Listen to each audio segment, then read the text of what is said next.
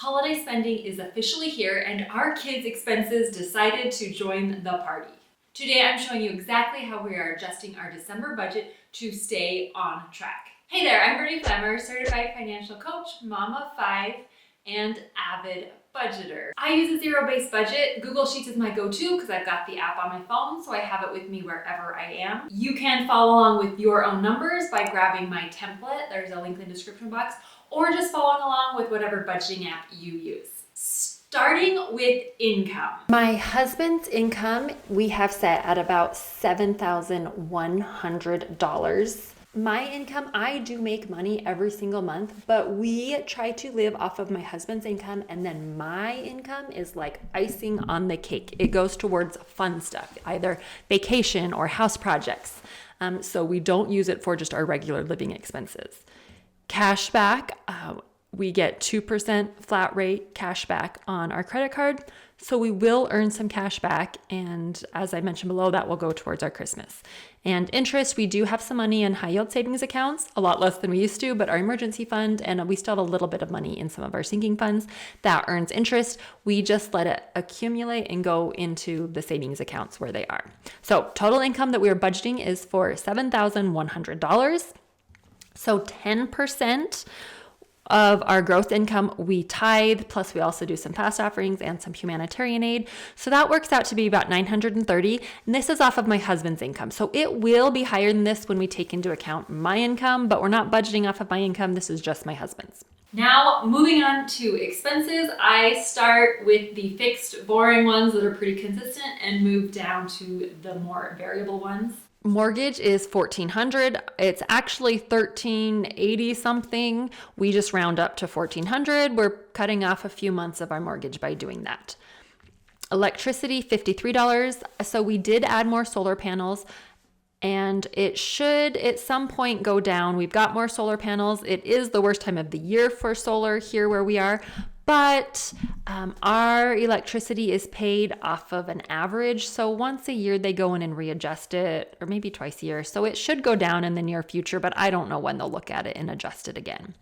Natural gas is also an odd average payment. They just bumped it from $52 to $55 a month, so I imagine it'll be $55 for a while. Our city bill is $196.49. It's also an average. Our city bill includes our garbage, recycle, and our water. And our water, they do not read from now until the spring, so it should stay right at this until next spring. Life insurance, this is my term life insurance for $11.10 a month. My husband's is paid annually, so we save up for that, and that's down below. Car insurance, $269.04. We are with USAA, and it seems like almost every December they put dividends towards your payment. So it seems like our monthly payment in December is always less than this, but I'm not counting on that. So we are going to budget for the full amount. Phone bill is $0 because we are now on prepaid plans, and so I'm accounting for it in savings down below. Internet is $45. We actually pay $85, but my business covers a portion of the cost. Probably 75% of the internet usage is for my business, so I take about half of the cost. It gets paid by my business. Gas for our car is about $2.50. We do have the holidays, so there might be a little bit more driving than normal, but we don't have any trips planned, and even our family get-togethers and parties aren't very far away, so we're going to keep it at $250.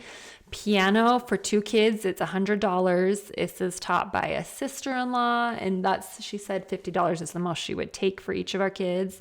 Guitar, our son stopped guitar, and he stopped for the summer. I was going to start him into it this fall, but his teacher is a senior in high school and really busy, and his soccer schedule is kind of tricky, so we haven't been doing it, but I didn't want to take it out in case we brought it back. And at the end of the year, I do totals, and I don't want to delete the column because I don't want to mess up my spreadsheet. Groceries, we have at $800. Eating out, $50. I've recently bumped this up from $35 to $50 because we were always going over, so I bumped it up to $50. Miscellaneous, there's always something that comes up that's not accounted for, so I'll just put $25. And then kids' money and babysitting, we really only have one kid that actually does all their jobs and marks off the chart and follows through on getting paid. So our entertainment, we have bumped up to $50. This entertainment category is not very high. So it is the month of December. We celebrate Christmas. So there are a lot of activities and festivities around the holidays. But we've talked to our kids. We asked them their favorite traditions, what they want to do. Most of the things that they're excited about that they like to do don't cost a lot of money. Some of their favorite things are doing the Christmas potpourri on the stove, making it smell like Christmas, making ornaments, those cinnamon ornaments, because they make our house smell good, having friends over to do gingerbread houses. Activities like that, it's more time together that don't cost a whole lot of money. So we increased our entertainment a little bit, but that should cover all of our holiday expenses.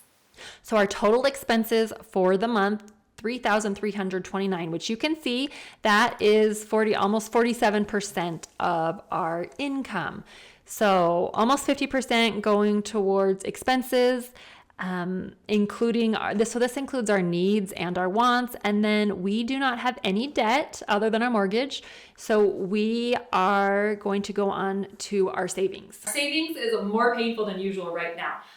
We have some solar panels, but we wanted to get more put on, especially with our addition, and we're going to be renting it out. We want more solar panels, and the tax credit is ending this December, so we decided to go ahead and put them in this fall. The people that were doing it had an opening and got us in about a month earlier than we thought, so we did not quite have the full amount saved up for it. So we dipped into our savings. We drained our Christmas fund and our vacation fund to cover the cost of the solar panels, and we were starting to replenish that, but then I had an unexpected emergency room visit, and that ended up being about $3,000. We only had a little over 2,000 in our HSA. So we had to dip in, because we had drained our sinking funds, we had to dip into our emergency fund for the first time ever in our marriage.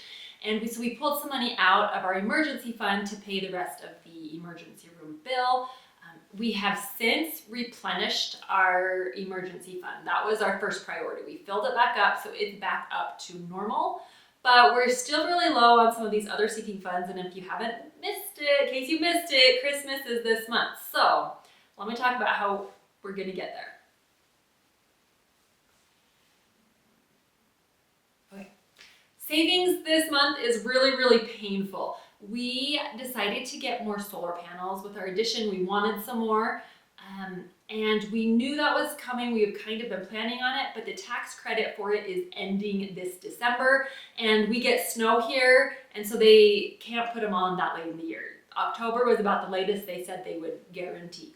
So we went ahead and signed up for the solar panels. We did not have quite enough saved for it, so we dipped into our savings. We drained our vacation fund and our Christmas fund to help pay for the solar panels, which was not exciting, but fine, we did that. But then right after that, I had an emergency room visit.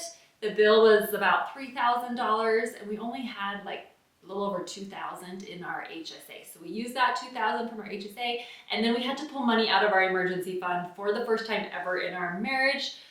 So we did that to pay for my emergency room bill, but we have since been focusing on replenishing our emergency fund. So we are not putting anything into our emergency fund we are not adding anything to our emergency fund.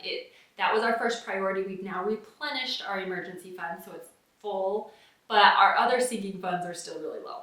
Phones, we budget $100 per month. We are on prepaid plans, so they've already been paid for this year. I think we paid them in the spring, but we set aside the money. I think we figured it was about $80 a month is what our phone bill was. So we're setting aside $100 so that we can prepay for next year when the time comes, and when we need to get a new phone for someone, we have some money in the account.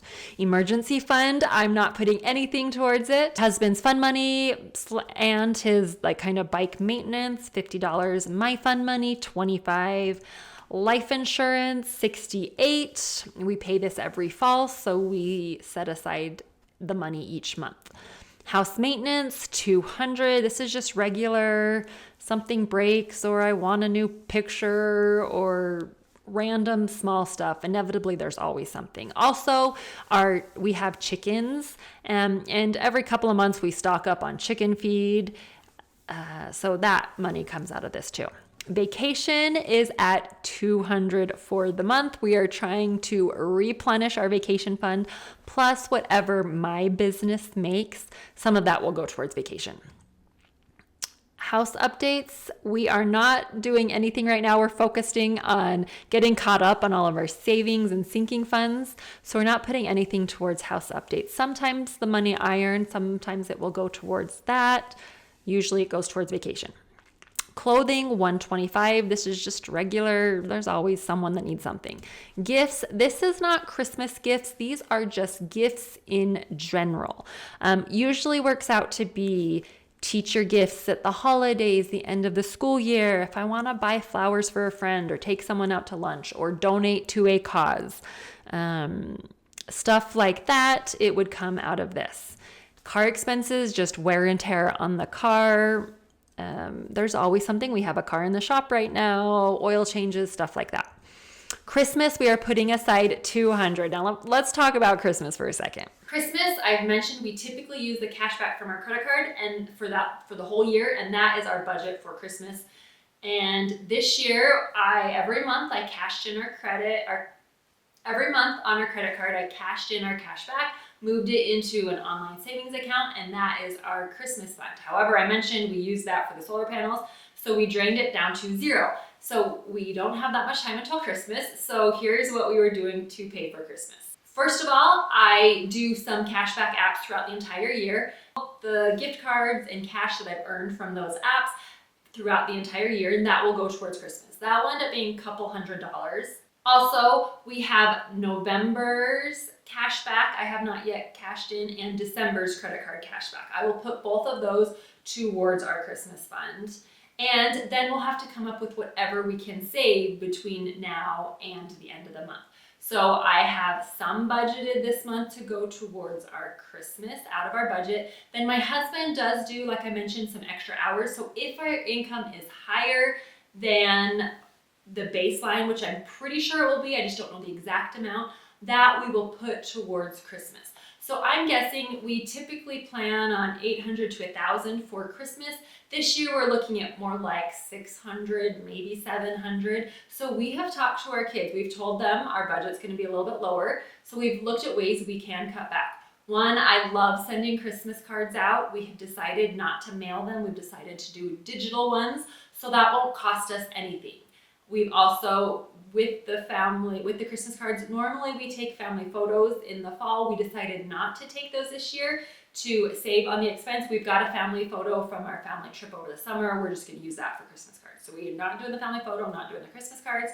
I mentioned we've talked to our kids, so we'll be spending a little bit less on them. And probably most of their stocking stuffers are going to be things that they need, like clothing items. Like all of our kids are like, we need more socks, we need more underwear, things like that, which aren't super exciting. But that's stuff that if I need to, I could pull out of our clothing budget rather than Christmas.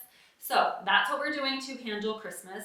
Now, kids extracurricular is huge at $750 for the month. I feel like every single month I say we need to up this budget. It's become huge. So we have 3 kids that were doing competitive sports this fall. We were only planning on 2. Our oldest quit club volleyball, which was great because our oldest quit club volleyball, but she decided to do cross country, and she actually found out she likes it and she's good at it. She made varsity, she went to state, which is awesome. We just hadn't planned on those expenses. So it's one of the cheapest sports there is, and it's really laid back, and we've really liked it. We just weren't expecting it. And she needed new running shoes, she needed spikes. There were school fees associated with the sports, and going to state, paying for a hotel, getting the hoodie, all that kind of stuff just adds up, and we weren't expecting it. Our daughter's tennis, she made the high school team, great experience, really happy about it. We just didn't know that she would. So we're paying for that. And supplies, tennis supplies are no joke. Rackets, all of the shoes and everything, it's pretty expensive. Lessons are insanely expensive. She just started it this fall, so we didn't know what to expect. Our son that's been doing competitive soccer moved up a league where they travel a lot more, and we've spent a ton in hotels and flights. So we have been spending more and more, and we have decided, we've made a family decision that our son that does competitive soccer He is next season going to drop a level, so we won't be doing all of the traveling. We just decided it was not just the cost, it was more the time away from family. It just wasn't right for us. So it will cut our costs significantly for next year. But I'm still putting a lot into our kids' extracurricular this month to try to give us a little bit of cushion, and then we'll hopefully be able to drop that down a little bit. As a teacher, my husband, our health insurance and pay raises and benefits are all on the school year. So in September, he started making more. He got a pay raise. He had a ladder jump in the number of years he was working. So he's making more money. So we are contributing more to retirement. We try really hard to do a percentage. So we contribute 10% of our gross income towards retirement in Roth IRAs. Then his employer contributes 10% to a 401k. And then anything my business makes, we contribute 15% of that to Roth IRA. If we max it out, then we would just go to probably a non-retirement brokerage account. So total savings is $2,843, which you can see that's about 40%. So total money out, including all of our expenses, our savings, our debt, our donations, is $7,102, which is $2.63 over. I am not going to worry about $2.63. Feel free to grab my template on my website. I'll put a link down below. Make sure you're subscribed and hit the bell if you want to follow along, see how I actually do on our spending. I've taken a couple months off filming these videos, and I decided that is not good. I need the accountability, so I'm going to film my budget and our budget wrap up or report at the end of every month. Thanks so much for watching. See you in the next video.